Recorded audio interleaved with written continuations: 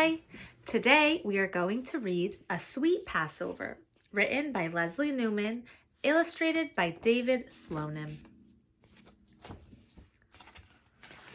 Miriam loved celebrating Passover at Grandma and Grandpa's house. She loved pinning a piece of lace to her hair just like Grandma did before she lit 2 tall candles and sang a special blessing to start off the Seder. She loved walking around the table with a towel over her arm while Mommy poured water from a white pitcher over everybody's hands. She joyfully sang the 4 questions in Hebrew and then listened as Grandpa read the answers from the Haggadah and told the story of the Jews leaving Egypt in his deep voice. She giggled at the way Daddy said, "Warm, warmer, hot," as she got closer and closer to finding the afikomen that he had hidden after he broke the middle matzah in half and tucked one of the pieces between 2 of Grandma's cookbooks high on a kitchen shelf. She happily stood beside Aunt Rachel and Uncle Nathan when they opened the front door to welcome Eliyahu, and she laughed when Bubala joined them and howled at the full moon. Miriam loved everything about Passover, but most of all, she loved eating matzah, and during the 8 days, she ate as much of the matzah as she could. On the first day of Passover, Miriam and Grandma ate matzah with butter. On the second day of Passover, Miriam and Grandpa ate matzah with jelly. On the third day of Passover, Miriam and Aunt Rachel ate matzah with tuna salad. On the 4th day of Passover, Miriam and Uncle Nathan ate matzah with egg salad. On the 5th day of Passover, Miriam and Mommy ate matzah with cream cheese. On the 6th day of Passover, Miriam and Daddy ate matzah with cottage cheese. On the 7th day of Passover, Miriam ate lots of matzah by herself. She ate matzah with almond butter and matzah with apple butter. She ate matzah with blueberry jam and matzah with strawberry jam. She ate plain matzah, egg matzah, whole wheat matzah, and chocolate-covered matzah. All week long, Miriam ate nothing but matzah, matzah, matzah. When she woke up on the last day of Pesach, Miriam was sick of matzah. All she wanted for breakfast was a thick slice of warm toast or a soft, chewy bagel or a sweet cinnamon donut or a freshly baked blueberry muffin. But Passover wasn't over until sundown, which meant that Miriam had to wait all day long before she could eat any of those yummy things. "Miriam," Grandpa called from downstairs, "time for breakfast." Miriam groaned and pulled the blankets over her head. "Miriam," Grandpa called again. "I'm not hungry," Miriam called. "Are you sure? I'm making French toast."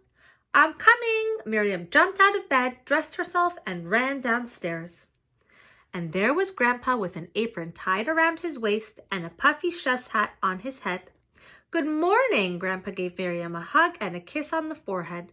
"Ready for some French toast?" Miriam looked at the counter where Grandpa had placed eggs, milk, butter, and a frying pan. "Where's the bread?" she asked. "Bread? I can't use bread. It's still Passover," Grandpa said. "That's why I'm using matzah." "Matzah? How can you make French toast with matzah?" "I'm making Passover French toast," Grandpa said. "I'm making matzah brie." "Matzah brie? Yuck!" Miriam folded her arms. "I'm never eating matzah again." "Never? That's too bad," Grandpa said. "You don't know what you're missing." And then he began to cook.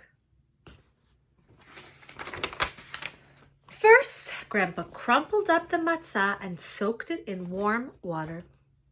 Next, he cracked some eggs into a bowl, added a little milk, and beat the mixture with a fork. Then He drained the matzah and poured the eggs and milk over it. Finally, Grandpa sliced butter into a great big frying pan. As soon as the butter began to sizzle, he poured in the uncooked matzah brei. When it was brown at the edges, Grandpa slipped his hands into a pair of oven mitts, placed a large plate on top of the frying pan, and flipped the whole thing over. "Ta-da!" said Grandpa. "Passover French toast. Doesn't that look delicious?" "No," said Miriam, wrinkling her nose. "No more matzah for me." "Suit yourself." Grandpa slid the matzah brei back into the pan to cook the other side. "Will you please set the table?" Miriam took out the special Passover plates and put one at each place. Just as she set down the last fork and spoon, Mommy and Daddy and Aunt Rachel and Uncle Nathan and Grandma scrambled into the dining room. Mommy spooned applesauce on top of her matzah brei. Daddy poured maple syrup over his piece. Aunt Rachel sprinkled her serving with sugar and cinnamon. Uncle Nathan smothered his slice with sour cream. Grandma added salt and pepper to her matzah brei, and Grandpa left his plain. "Eat in good health and enjoy," said Grandpa. "Oy, is that good," said Grandma. "The best I've ever had," said Mommy. "May I please have seconds?" asked Uncle Nathan. "Save another piece for me," said Aunt Rachel. "My compliments to the chef," said Daddy. They were so busy eating, no one noticed that Miriam had nothing on her plate. Soon breakfast was over and all was quiet until Miriam's belly let out a long, long rumble. "Miriam, didn't you get enough to eat?" Mommy asked. "No," Miriam answered. "Miriam is never eating matzah again," Grandpa announced to everyone. Mommy and Daddy and Aunt Rachel and Uncle Nathan and Grandma all gasped. "Never?"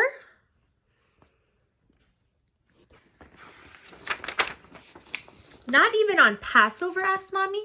"But Miriam, we always eat matzah on Passover.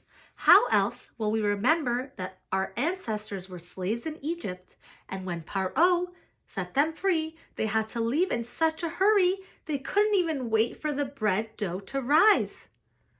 How else will we remember that even the plainest food in freedom tastes sweeter than the fanciest food eaten as slaves?" Daddy said.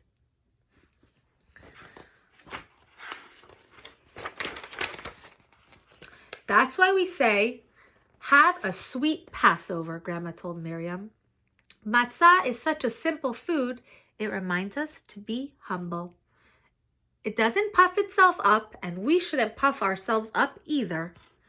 "It's a mitzvah to eat matzah," Aunt Rachel added. "A good deed, and just as the matzah was baked in a hurry, we should always be in a hurry to do a good deed whenever we can." "Matzah goes with everything," Grandpa said, "and that reminds us that we should get along with everyone too." "And if all those reasons weren't enough for us, Dayenu," Grandma said, "your grandfather happens to make the best matzah brei in the world." Miriam looked around the table at each member of her family and thought over what everyone had said. Then she asked in her most humble voice, "Grandpa, will you please make me a matzah brei?" "I'm sorry, Miriam," said Grandpa, patting his round, full belly. "I'm too full to cook." "Please, Grandpa, pretty please with applesauce on top?" "No," said Grandpa, "I'm not going to make you a matzah brei." "Why not?" asked Miriam. "Because," said Grandpa, handing her an apron and a puffy chef's hat, "we're going to make a matzah brei together." Miriam crumbled up the matzah and beat the eggs while Grandpa melted butter in the frying pan. Miriam poured the uncooked matzah brei into the pan and watched as Grandpa fried it up. When the matzah brei was ready, Grandpa set a great big piece in front of Miriam. "Eat in good health," he said.